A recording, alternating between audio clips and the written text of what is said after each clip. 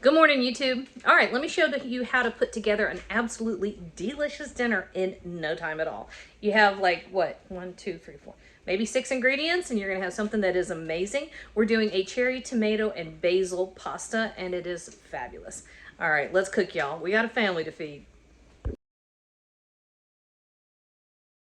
All right, so my water over here is just about come up to a boil, which means we're gonna start our sauce. And in the same amount of time it takes to cook our pasta, which I've got, what have I got? I've got linguine. This is what, 11 minutes is what this takes? I don't know. I haven't read the directions. Anyway, by the time this comes together, 9 minutes, our sauce will be done. So I've got about half a cup of olive oil. And it's good olive oil. It's not great olive oil. You don't have to worry about making super expensive olive oil. If it's extra virgin, all those delicate little floral notes and that rich fruitiness gets destroyed in the heat anyway. So get a good olive oil, not extra virgin, and it's going to have a nice little impact on your flavor. All right, so I've got some garlic. I sliced thin. There's no razor blades involved with this garlic. We're not Italian today. Do you know I've never seen that show? There's so many references to it. Sopranos, have you ever seen The Sopranos? So many references to it, I almost feel like I should. I feel like I'm missing something by not. All right, so I've also got some little cherry tomatoes. And we go to the big box store and we buy these guys. And Ricky has gotten to the point where he can throw together a sauce with just some garlic and pasta, maybe a splash of cream, in no time. So I'm copying Ricky. This is how big is this? This 3 pounds? How big is this, Ricky? 3 pounds? 2 pounds. So we're gonna use about 1 pound. Huh? I don't want to cut them. You're willing to work harder than I am.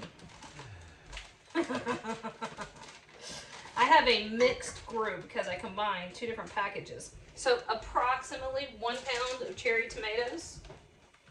All right, fine. Give it an extra handful. I'm not cutting them. Ha! You can't make me. All right, we're also going to add, now that the tomatoes are in there, to add their liquid to this situation, half a teaspoon of crushed red pepper flake, half a teaspoon of sugar, a teaspoon of salt, and the pepper has disappeared again. All right, let's pretend I'm throwing in, oh, here we go. Okay, forget that. Let's pretend I'm throwing in a teaspoon of black pepper. Thank you. Thank you. Okay, that's literally all there is to do for the moment. I've got this over medium heat. We're gonna let these tomatoes, the garlic, olive oil, we're gonna let all of this cook. When this water comes up to a boil, we're gonna drop our linguine. And honestly, y'all, there's not much to this.